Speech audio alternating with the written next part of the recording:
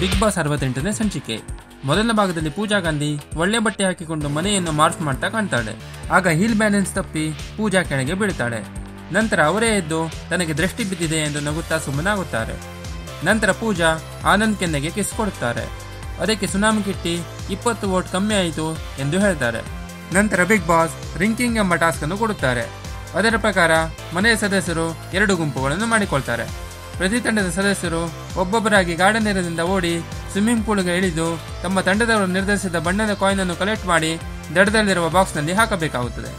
2 ತಂಡದವರು ಒಬ್ಬೊಬ್ಬರಾಗಿ ನೀರಿಗಿಳಿದರೆ ದಡದಲ್ಲಿರುವ ಸದಸ್ಯರು ಅವರಿಗೆ ಚೇರ್ ಮಾಡ್ತಾರೆ. ಕೊನೆಗೆ ಟಾಸ್ ಮುಗಿದಾಗ 2 ತಂಡದ ಕಾಯಿನ್ ಸಮನಾಗಿರುವ ಕಾರಣ ಮತ್ತೆ ಟೈ ಬ್ರೇಕರ್ ಆಗಿ ಬಿಗ್ ಬಾಸ್ ಟಾಸ್ ಮುಂದುವರಿಸುವಂತೆ ಹೇಳ್ತಾರೆ. ಅದರ ಪ್ರಕಾರ ಮನೆಯ ಸದಸ್ಯರು ಟಾಸ್ ಮುಂದುವರಿಸುತ್ತಾರೆ. ಅಂತೂ ಇಂತೂ ರಿಂಕಿಂಗ್ ಟಾಸ್ ಮುಗಿಯುತ್ತದೆ ಮತ್ತು ಪೂಜಾ ಅವರ ತಂಡ ವಿಜೇತವಾಗುತ್ತದೆ. ರೆಹಮಾನ್ ತಂಡ ಸೋಲುತ್ತದೆ. ಈ ಬಾರಿ ಕಿಟ್ಟಿ ಮತ್ತು ಅಯ್ಯಪ್ಪ ಟಾಸ್ನಲ್ಲಿ ಒಳ್ಳೆಯ ಪರ್ಫಾರ್ಮೆನ್ಸ್ ಕೊಡುತ್ತಾರೆ. ರಾತ್ರಿ ಪೂಜಾ ಗಾಂಧಿ 2 ದಿನ ಮಾತನಾಡಿದ್ದಕ್ಕೆ ಬೇಜಾರಾಗ್ಲಿಲ್ವಾ ಎಂದು ಅಯ್ಯಪ್ಪಗೆ ಕೇಳ್ತಾರೆ. ರಾತ್ರಿ ಬಿಗ್ ಬಾಸ್ ಮನೆಯ ಸದಸ್ಯರಿಗೆ ಹೊಸ ವರ್ಷದ ಶುಭಾಶಯ ತಿಳಿಸುತ್ತಾರೆ. ಮನೆಯವರು ಸಹ ಒಬ್ಬರಿಗೊಬ್ಬರು ವಿಶ್ ಮಾಡುತ್ತಾರೆ.